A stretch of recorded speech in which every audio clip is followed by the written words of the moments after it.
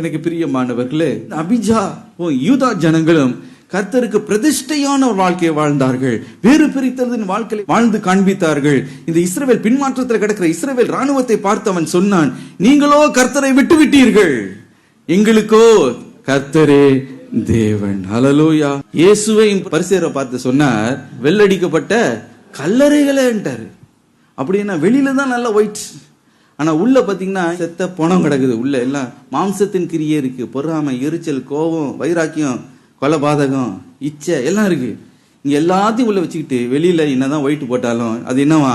வெள்ளடிக்கப்பட்ட கல்லறை. அந்த வெளிப்புறமான பிரதிஷ்டெல்லாம் ஆண்டவர் அதை பார்த்தெல்லாம் அவர் இன்னும் இம்ப்ரெஸ் ஆக மாட்டாரு.